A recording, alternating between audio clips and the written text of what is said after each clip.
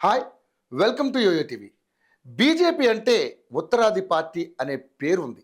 ఆ పేరును చెరిపేసేందుకు పార్టీ తీవ్ర స్థాయిలో కష్టపడుతుంది. బీజేపీ అంటే ఉత్తరాదితో పాటు దక్షిణాది పార్టీ అని నిరూపించాలని చూస్తుంది. ఈ నేపథ్యంలోనే కర్ణాటకలో అధికారం చేజిక్కించుకుంది, తెలంగాణలో బలపడుతోంది. దక్షిణాదిలో ముందుగా బలమైన నాయకులను తయారు చేసుకుంటుంది. భావాజాలాన్ని వ్యాపింపజేస్తూ వచ్చే ఎన్నికల నాటికి తెలంగాణలో అధికారం కైవసం చేసుకోవాలని చూస్తోంది. అన్నా డిఎంకేతో పొత్తుతో తమిళనాడు అసెంబ్లీ ఎన్నికల్లో బలంగా చాటాలని ప్రయత్నిస్తోంది. కేరళలో ఈ ఏడాది తొలిసారిగా లోక్సభ సీటుతో నెగ్గింది. వరుసగా మూడోసారి కేంద్రంలో అధికారంలోకి వచ్చింది బీజేపీ.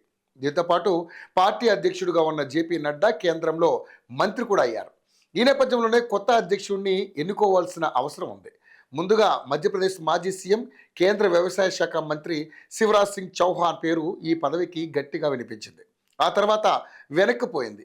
జనవరి, ఫిబ్రవరిలో బీజేపీ సంస్థాగత ఎన్నికలు నిర్వహించాల్సి ఉంది. దేశవ్యాప్తంగా ఈ ఎన్నికలు ముగిసిన తర్వాత కొత్త అధ్యక్షుడి ఎన్నిక ఉంటుంది. అయితే జేపీ నడ్డా స్థానంలో కొత్తగా అధ్యక్షుడు ఎవరు అనేది సందేహం నెలకొంది.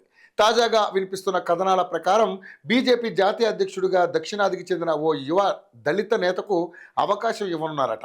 ఇటీవల అంబేద్కర్పై కేంద్ర హోంమంత్రి అమిత్ షా చేసిన వ్యాఖ్యలు వివాదాస్పదం కావడం, కాంగ్రెస్ పార్టీకి జాతీయ అధ్యక్షుడిగా దళిత వర్గానికి చెందిన మల్లికార్జున ఖర్గే ఉండటం, బీజేపీ దళితులకు వ్యతిరేకం అనే ప్రచారం జరుగుతున్న నేపథ్యంలో దళితుడినే జాతీయ అధ్యక్షుడిగా చేయనున్నట్లుగా చెబుతున్నారు. అందులోనూ దక్షిణాదిలో బలపడాలని కోరుకుంటున్న నేపథ్యంలో ఈ ప్రాంతానికి చెందిన నాయకుడికి ఆ బాధ్యతలు అప్పగించాలని చూస్తున్నట్లుగా తెలుస్తుంది.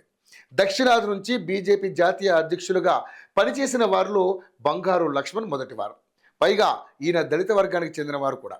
ఈయన అనంతర కాలంలో కమ్మ సామాజిక వర్గానికి చెందిన వెంకయ్యనాయుడు బీజేపీ జాతీయ అధ్యక్షుడయ్యారు. ఇప్పుడు దక్షిణాది నుంచి ఎవరికి అవకాశం దక్కుతుందో చూడాలి.